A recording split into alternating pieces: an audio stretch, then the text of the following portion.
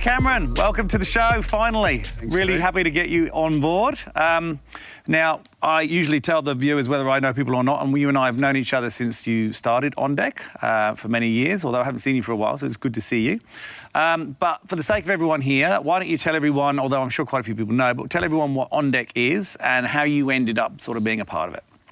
So OnDeck's a small business lender, and we obviously first met when we started up, referred by some guys at MYOB to help out. And so we started in 2015. We lend money to small businesses, and so there's a massive gap in the market. So small, we mean the sort of 100,000 to sort of 3 million revenue. They're cafes, restaurants, smash repairers, agencies, doing a lot of stuff, and they want to grow their business. They want to sort of hire more people. They want to buy inventory. They want to refurbish their store and do something which is a lot of fun.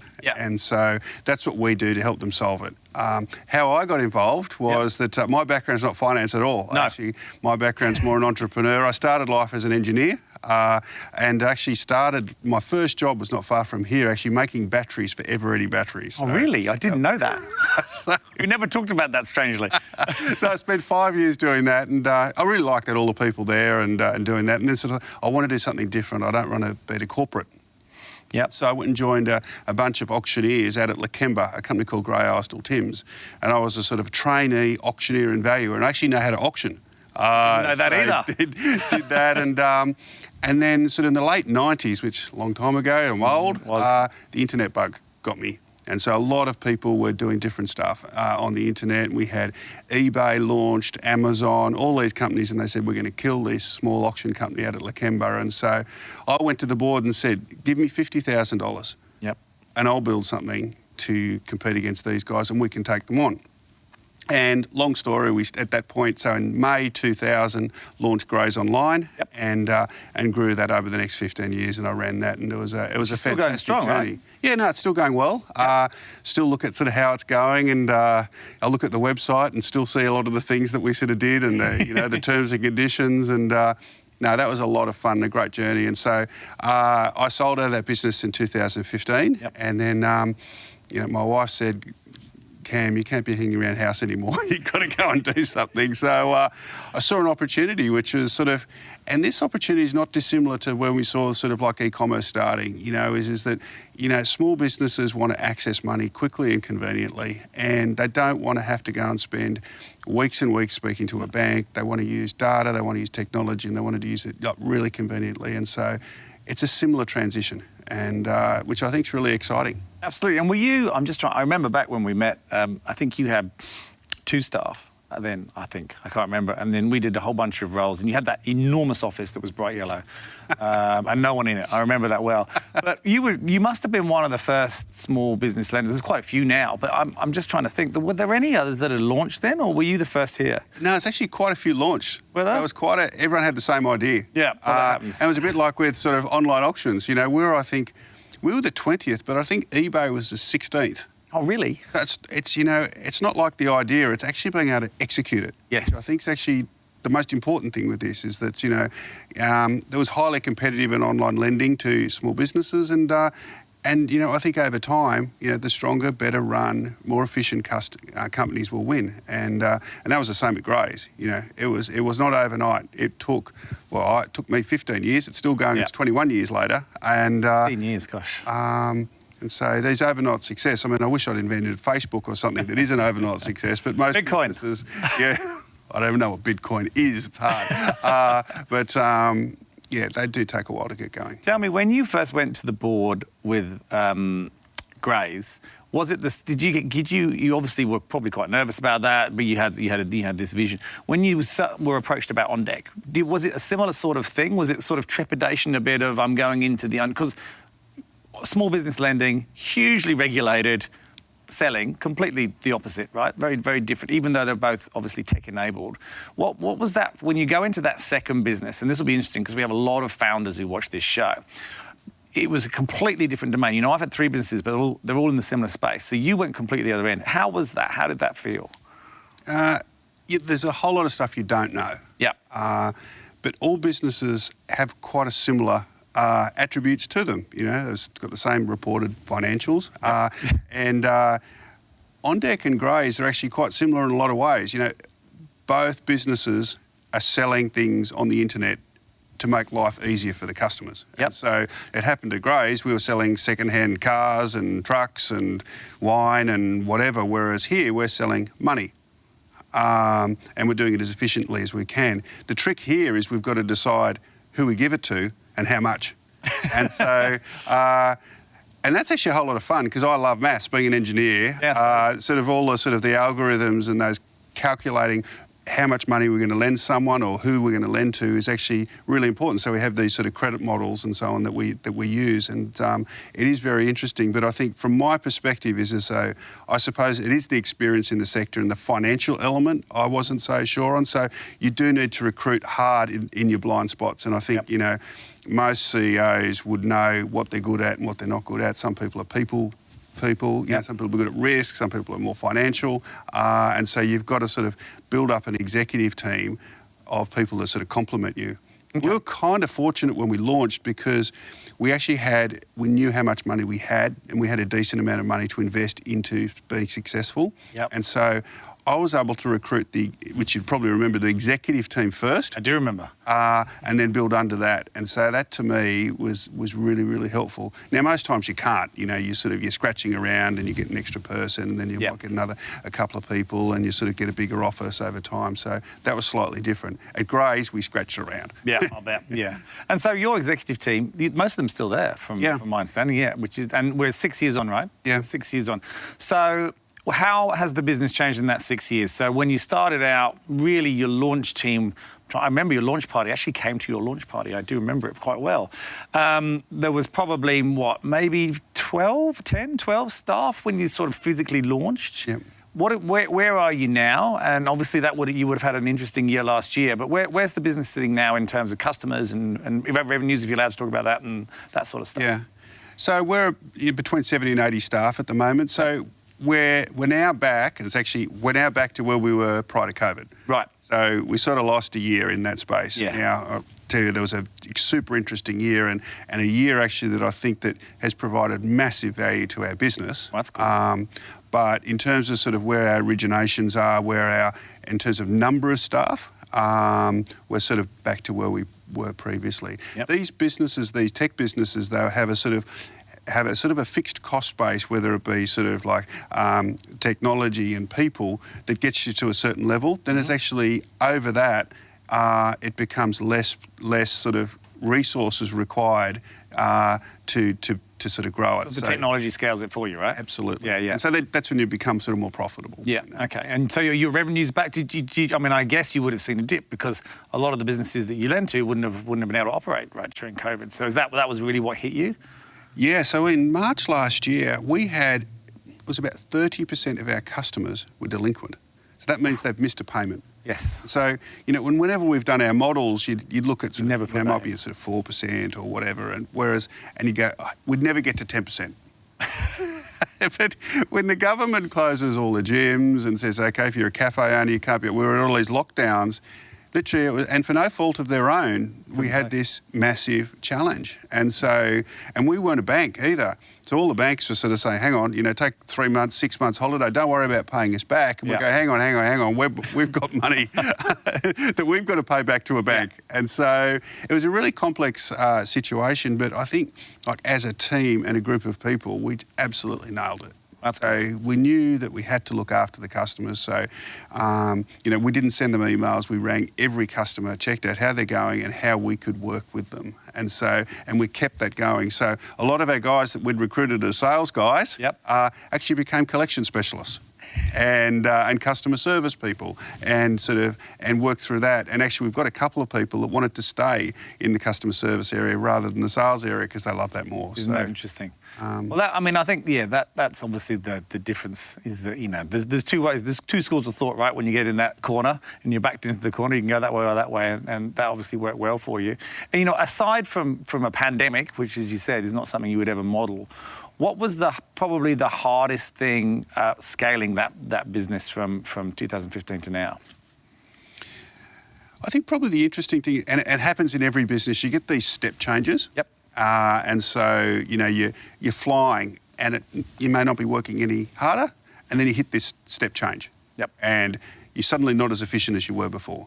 And so, we had that at Grays, where, suddenly you're growing so quickly you can't find anything in the warehouse because your warehouse management system isn't good enough. Right. And we had a similar one in 2019 at OnDeck, where we were growing really quickly, and our systems weren't quite strong enough. So our credit model wasn't predictive enough, and our processes were too loose.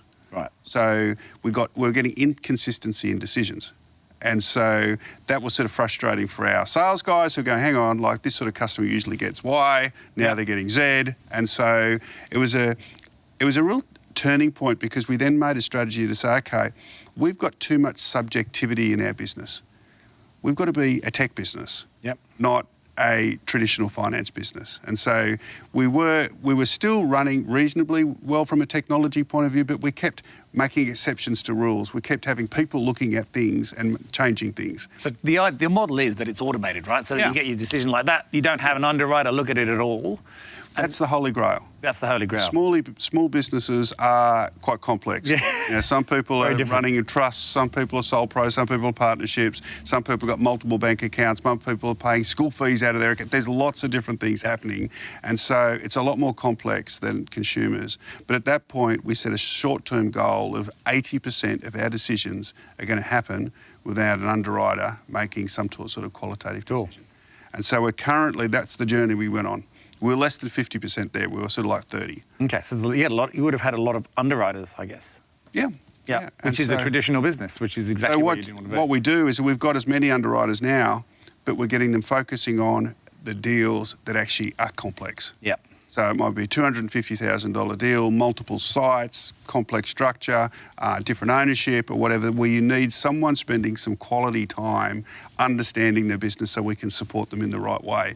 But what we want is your vanilla or more standard deals going through really quickly. And so we've launched a process called lightning loans, which happened through COVID, actually. We had a lot of time to build different things. And so now 66% of all our decisions are made through that process, and only 6 months worth of bank statements. So essentially we're using data from the bank statements, from commercial credit bureaus, consumer credit bureaus. We make a decision really quickly, 2 hours, done. 2 hours? Yep. That's fast. Yeah. That is lightning. Good name. I don't know who thought of that, but no. Was it you? Was it you? It was not me. It was actually Ollie, who you know well. Oh, was it? Yeah. So what's fast? Lightning. Well, he is head of marketing, so that makes sense, right? If anyone's going to come up with it. And then actually on the same thing, we also built, which we've launched this year, the koala score. That's our own proprietary Is this the slow score? That's fast. Because they don't move very fast, koalas, right? It's trusted, though. Okay. So you think that COVID gave the ability, and you kind of touched on it earlier, to make the business better because you had, I guess, a respite of growth. Because you're growing, things get left behind. So you suddenly sort of had a pause to some degree. And it's almost a sort of reflection. You go, hang on, I got a chance to rebuild this, so get things back up again, but we're actually going to do it better. And I think everyone's come on that journey. So we've built new credit scores, we've launched things like lightning loans. We're actually re-platforming the entire business. So before we were sitting on a legacy system that was sort of, it was great in terms of sort of functionality, but you just couldn't change it. You couldn't sort of innovate around different things for customers. You couldn't give them a holiday easily at a particular time in terms of repayments. There was just things that were hard. Whereas we took the opportunity during COVID to say, okay, well, let's get this team of people together and say, okay, let's get a really cool platform that's going to set us really nicely for the next 5 years. And that's what we're doing. So that will launch in the next couple of months. That's exciting. And so just so that everyone knows, typically, what sort of size loans are you lending, and what sort of term periods? Is it relatively short-term loans? Is that the idea?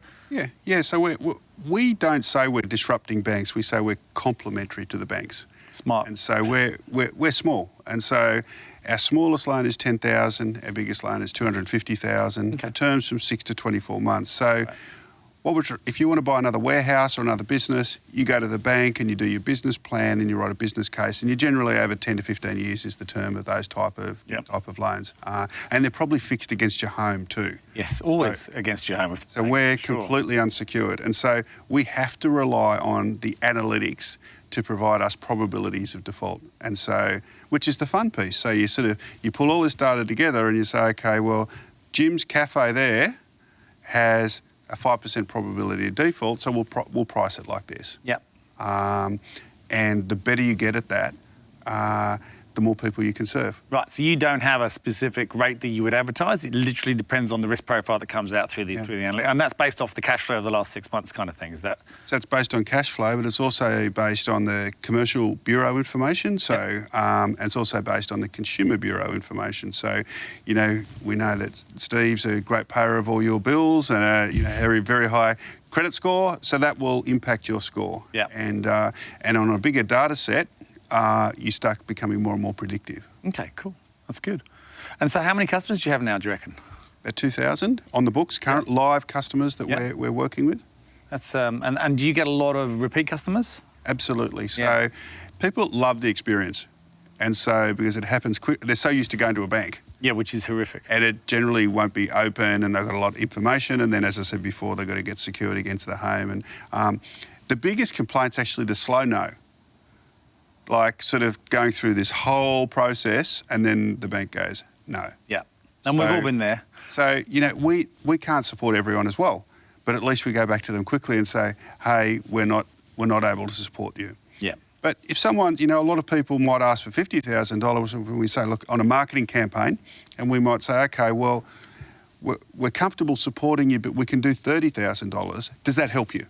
Yeah. And so all of our customers, it's like little business cases. Yeah. I'm not asking for money. I'm asking you to help me with my business. I'm asking you for people at Christmas to help me serve customers. Yep. I want to refurbish my store.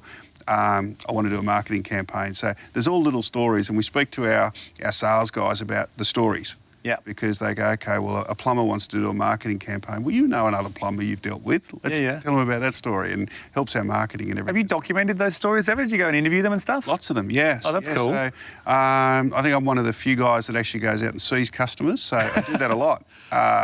And that would be great, right? Because you would see, one of the things I've always loved about recruitment is you see the impact on the human being. And I guess with lending you often don't, but you would see that if you go.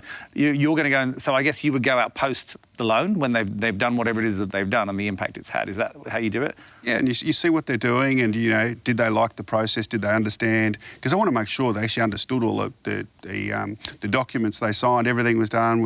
How was our customer service? How was our salespeople? Was there anything I need to know that we could improve? Yep. And then it's also interesting to know what they use the money for and ideas they've got, and so. But you do get sort of amazing stories. Like I met a while ago a plumber who actually spent the money on magnetic fridge magnets. Really?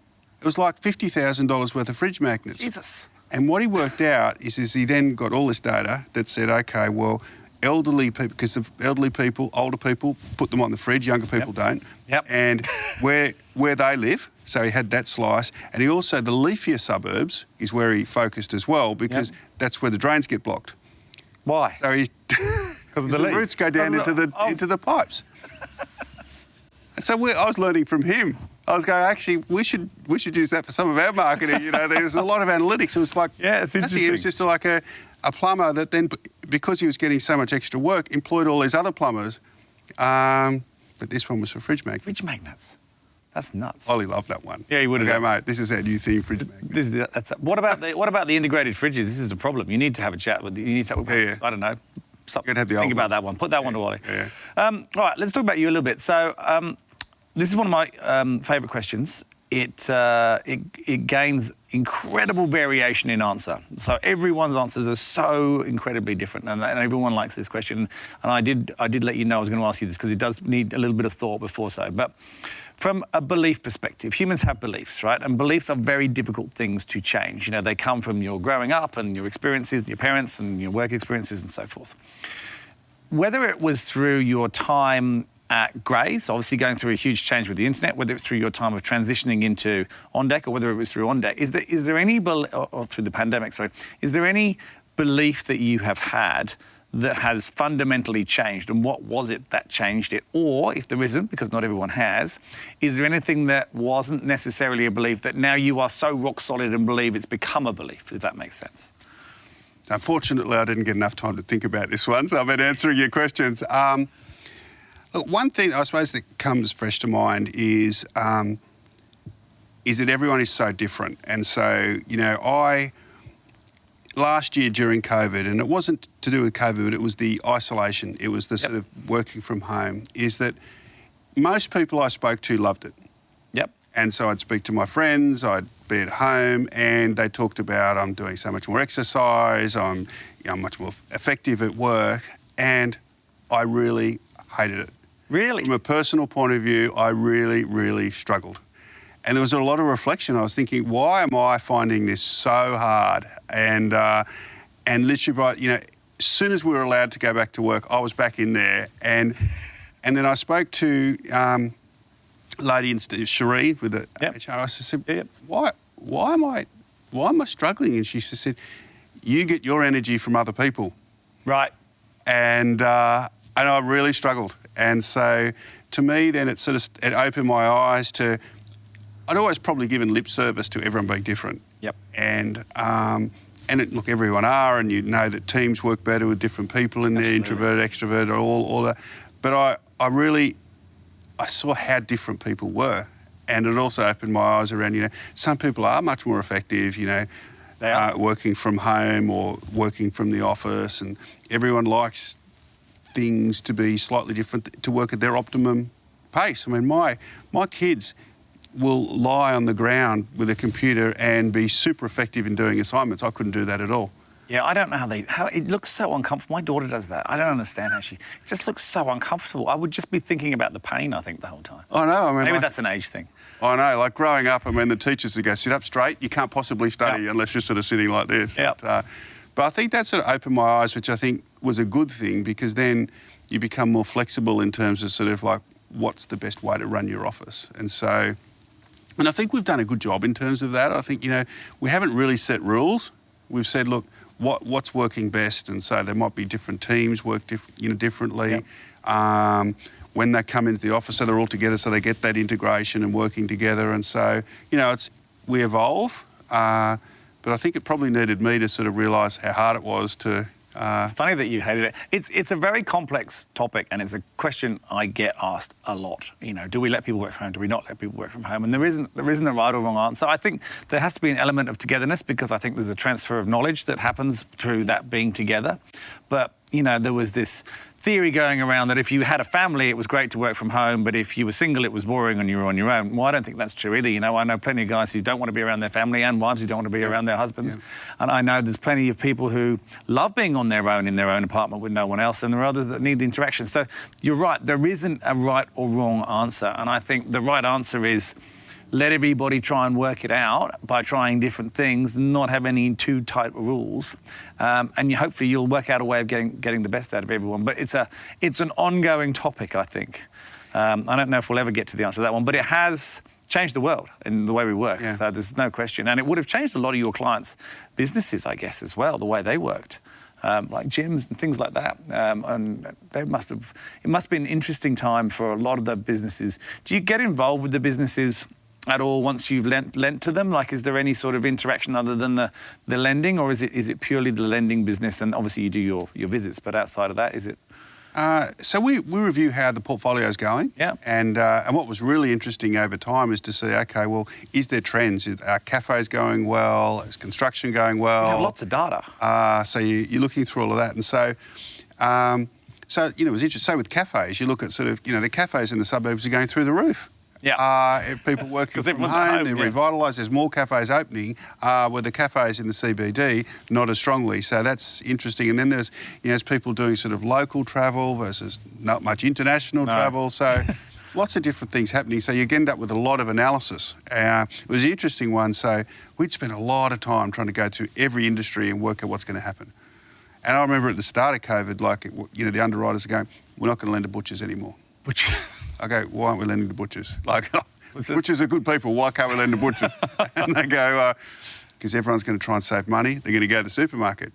You go, okay. Proved totally wrong, because people were at home, They want to go to the supermarket, too many people. Well, that, as well as they were, at home, they wanted to actually eat really well. Yeah. And so they started over-indexing in what they were paying, and so they were all going to the butcher and getting top top meat and so on. But we'd end up with so many of those discussions that you go, this is becoming analysis paralysis. Let's get rid of industry and let's look at the macro elements of the business and the cash flow and what they're doing. And there was some super successful, resilient small businesses, which is really good. Which is often an interview question I ask, and if I don't ask someone, it's because I've forgotten. So it's about 99% of the time, their involvement with small business. So this is a tip for anyone who ever interviews at OnDeck. You're going to get asked about small business. Yeah. And they don't have that, if they work there, often people's parents are there. Often people want a job because they don't want to keep working in their parents' business. But it's, you got to love small business because that's what we do. Now, I know a lot of the people we have placed with you have had parents with small businesses, and they have that real understanding of how hard it is and how the problems that occur and how hard it is to deal with the banks, and so they're appreciative about it. My dad's actually still working. My dad's 78. Butcher? He's not a butcher. He's actually a vet. A vet? So he runs his own vet hospital. Well, they would have done well, right? Pet vet ownership went through the roof, right? I know. And he remodeled it, so people had to drop their their dogs off and cats from the car. So it was a bit like McDonald's. Drive-through. You couldn't actually go in. So I went and grabbed the dog. Dad, who's old, like the last thing, okay, are you safe? Like, you're going to get COVID. Like, what is happening here? And so he goes, no, I'm very safe. And he actually preferred it because he doesn't really love people, but he loves animals. So it was the best scenario ever. So He's still running that model, right? We'd like to. We'd like to leave the people. Anyway, that was... All right, cool. Right, question for you, and I mentioned this to you that everyone always wants this question. So I was going to drop it off the podcast because I'm sick of asking it. But when I did, all these people wrote in and said, I really want to know this question. So I need to ask you, is there any podcast that you listen to or book that you've read or anything like that that's had an impact on you, preferably in a positive way? We'll steer away from negative. But is there anything that people want to know what other people read? And I think there's so many books out there, there's so many podcasts out there that people are looking for a little bit of direction. Is there anything that you found that you've particularly enjoyed? So when I listen to podcasts, I like history books. I'm actually not a huge person to read business books. Yep. I keep up with the local, what's happening in terms of sort of the local markets and whatever. The current podcast I'm listening to is actually a podcast called Red to Green. So I've become fascinated with cultured meats and what's happening in the sort of alternative protein market. Oh, okay. And I think it just refreshes my brain because I think, the world can't continue to slaughter animals at the rate we are and hope to hit to preserve the planet or to sort of reduce the temperatures by a couple of degrees, which you need to. So to me, it's super interesting in what's happening with the cultured meat. It's like it's going to be a massive industry, This podcast said the next Steve Jobs is going to come from cultured meat. And wow. So... Red to Green. Yeah. Red to Green. Have a listen. I might. Episode 2. Oh, okay. What's wrong with episode 1? I found it a bit fluffy. Episode 2 is good. It gets to the point, episode 2. We'll have to write to them and say, hey, have you seen a massive drop-off on episode 1? It's a bit hokey. It's a bit hokey, the first episode. Number 2 is good. Okay. All right, last question. You're going to continue to scale. We're going to continue to help you scale. I would love you to sort of tell the world out there, why would someone want to come and work with OnDeck? Look, as I said, the executive team have basically all been there since the start. Yep. We're pretty practical people. We're upfront. There's no politics. But we're really driven in outcomes and what we want to do. So I think what you see is what you get. I'm really open with all the staff, so everyone knows financially how we're going. Everyone knows in every area how it's going. We have town halls where I present to everyone and say, so you have full visibility of everything that's going. And I also tell you if it's not going as well. And what I've said, completely transparent, which I think is really, really important. So there's that piece, but a lot of businesses has that. The other piece is that, like, for a finance company, you're there. So if you're come up as a credit analyst, you get to see what the sales guys are doing. You get to see what the underwriters are doing, the finance department, the marketing department, HR, and so on. And so it's a great place to get experience because it's completely open for all of that. Whereas in other businesses, you might have one part of Parramatta, they might have outsourced part of it to Indonesia. So it's really fascinating. So you get to see how it all melds together. And I sit in the middle of it. I'm in an open plan office as well. So directly in the middle? Not directly. That would It's be a bit weird. on the edge. It's not right in the middle. That's good. That would have just been really odd. I've actually got a window. Oh, well, you deserve a window. But people, I do want people to come over and chat, ask questions. You still interview nearly everybody, don't you? Unless Every person. you can't. But Unless someone leave. Yeah. But I do want to. I want to see everyone. I mean, mine is not about whether you're a good salesperson or credit analyst. It's actually culturally, whether I think it's a good fit. But probably the most important one is if someone's going to change jobs and come to OnDeck, they're going to probably want to know about it. They Yep. want to know about me Yes. and how this thing ticks. And so, to me, it's only right that I should be there, available for those questions. And they're going to be asked, what's your involvement with small business? So you need to get ready for that question, right? Unless you forget. You never know. Someone might watch this now, you might interview them and forget, and they might bring it up. They might go, hey, you didn't ask me about... Another one I ask is, what'd you do last weekend? That's a dangerous question. That could pull you could pull some interesting looks, I Well, imagine. sometimes I get, I planned to do a whole lot, but I didn't get up to anything. You go, I'm not even going to ask how you read that. I'll leave that one to your secrets. Cameron, thank you so much for coming on. It's been so good to see you again. It's been ages since we've sat down and had a chat. I'm really glad that it's recovered back to where it was after COVID, and it's really good to see you. Thanks very much. thanks very much for having me. Cheers.